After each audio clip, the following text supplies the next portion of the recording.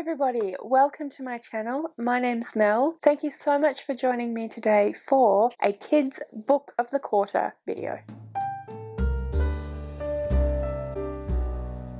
As you guys may know, if you watched my channel changes video, I decided that rather than having a kids book of the month every single month, I would do a kids book of the quarter. This is mostly just because they don't get as many views as most of my other videos, but I still really like doing the kids book videos, so I thought that I would just do them less frequently. So that is what we're doing today. This is the July one, which means the next one will come around in October.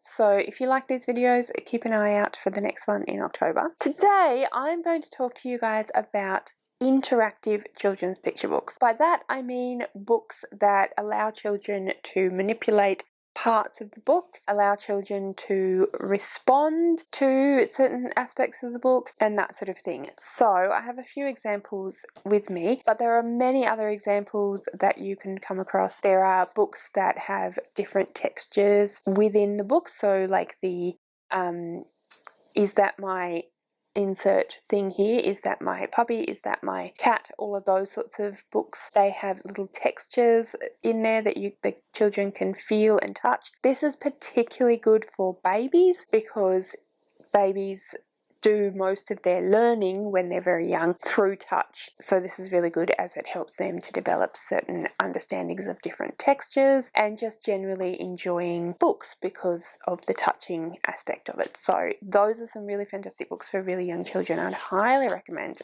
them. Then we have books that are like the Very Hungry Caterpillar. So we do have a number of other books that do a similar thing to what the Hungry Caterpillar does, but this is the example I happen to own. So I'm just going to move slightly so you can see. If you're not familiar with this book, then frankly I'd be very surprised. This is a very well-known book. So this is unique in a couple of ways. First of all, it actually talks about a scientific thing. So it talks about the life cycle of a caterpillar, which I think is really fantastic. But also it is very interactive, and the way that it is interactive is that we have these panels, so we can turn them over to follow our little caterpillar along, and it gives us a very visual understanding of what's going on in the story, of what the caterpillar is doing, as well as engaging the children's wish to participate in the actual action of the story. So we turn the pages as we go along. I really like the fact that not only do we do that, but the pages themselves are longer and shorter depending on how many of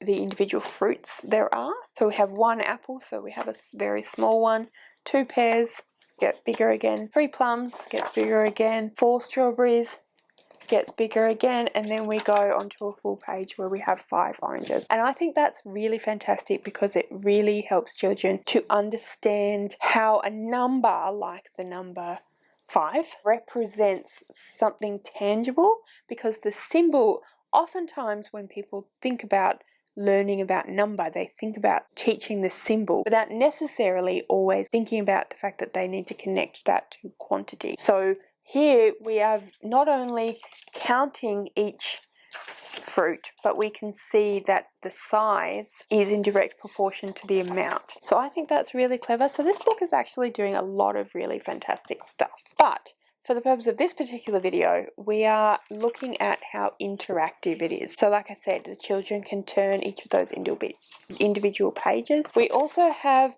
the holes, which continue to keep up the theme, and that's something that children can touch and can feel where the caterpillar would have gone through. So it's something that again really catches on to their kinetic understanding and the way that children learn very much through touch and through sensation. So that really helps with that kind of kinetic learning, and I think that it's just really fantastic the way that we can keep that going even when it stops, even when the caterpillar is no longer eating. Even though we don't get the holes anymore, we still get that repetition of those circles just to help children, and again we have them here, just to help give that visualization of something, repetition is really helpful. So we have that repeated visualization that helps children to keep remembering what's happening, and that we're involving the caterpillar and this is about the caterpillar, so they keep that connection to the story and understanding of what the story is actually about. So The Very Hungry Caterpillar by Carle is an absolutely fantastic book for any number of reasons, like I said.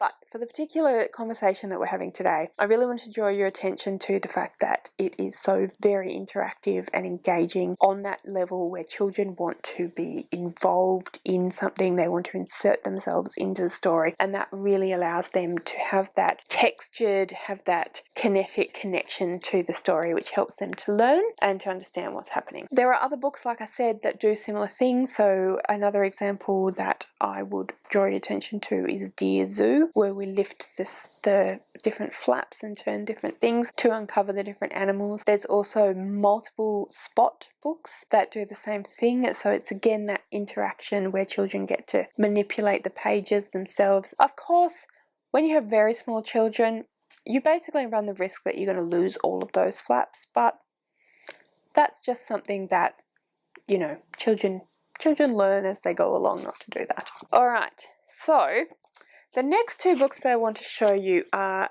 these two books here. We have Don't Let the Pigeon Drive the Bus and The Pigeon Has to Go to School, Words and Pictures by Willems. So this is an entire series centered around this character of the pigeon. And these books are interactive. I'm just going to hold up the first one that I have here, the Pigeon and the Bus. These books are interactive because they encourage children to really insert themselves into the story and to engage with the story, because the narrators or the characters, they're breaking that fourth wall and they're speaking directly to the audience of the book. So the children are encouraged to be part of the story, to actively input into the story. So we start off with a pigeon, and the pigeon is very clearly dreaming about himself driving a bus. Then we have the bus driver directly speaking to the audience and saying that he needs to go on a bit of a break. Can we look after everything for a while, and don't forget that we shouldn't, or in this case, don't let the pigeon drive the bus. So we've been given a clear instruction directly to the reader, don't let the pigeon drive the bus. Bus driver goes off on his break, and then here the pigeon comes, and then the pigeon starts speaking directly to the reader, to the audience, and trying to convince the audience that maybe the pigeon should be allowed to drive the bus. And the idea is that children are then encouraged to respond to the book, to engage with this character, to engage with the story, and tell the pigeon, no, you cannot drive the bus. So it assumes that we are engaging in that story and continues to try and wheedle and coerce. Please, I'll be careful, and so on, until eventually we have what is probably my favourite page, where the pigeon is trying all sorts of things that children would really respond to, because it's the sort of way that children think. I'll be your best friend. I'll give you some money. I bet your mum would let me. All of that sort of thing that children would do, and then eventually totally loses his mind and screams, let him drive the bus. This one, whenever I read this aloud to children, I do scream, let me drive the bus, and they absolutely love it. They think it's hilarious and it really engages with them, and then usually they scream back, no! And I just love the way that the book is assuming that they are having a conversation and that you are responding to it. And so it is continuing to build in that way that implies that we are actually part of the story. And I think that's really, really great for engaging children and getting them interested in a story, getting them to be able to see how even when it is a story that they are reading, they aren't necessarily completely passive participants. Not many books do this sort of thing outside of children's picture literature, but when we engage with a book, we engage our imagination, we engage our prior knowledge, we engage our understanding of the world, our own perceptions of the world in order to understand the book. So these sorts of books really engage children's knowledge and understanding in that same way, and encourages them to really engage with the story and insert themselves into the story to set them up for that bringing of prior knowledge and bringing of their own understanding and perception to the book, and be able to see that from a meta better point of view, if that makes sense. And then the final book that I want to show you that engages children through rhyme and rhythm and music is this one here. We're Going on a Bear Hunt by Micheal, Rosen and Helen Oxenbury. So this particular book will often be sold with a CD, and I'm 99.5%, haven't checked to be honest, but you can find a song version of this on YouTube. There is a song that goes along with Going on a Bear Hunt. There are actions and they are rhyming. There are words that encourage children to do that rhyme. So it's repetition. Every single verse has we're going on a bear hunt, we're going to catch a big one, what a beautiful, beautiful day, we're not scared, uh-oh. And then you have some obstacle and then they have to figure out what to do about it. And then there is the sound effect of them going through it. So, oh no, mud, squelch, squelch, squelch, squelch, squelch.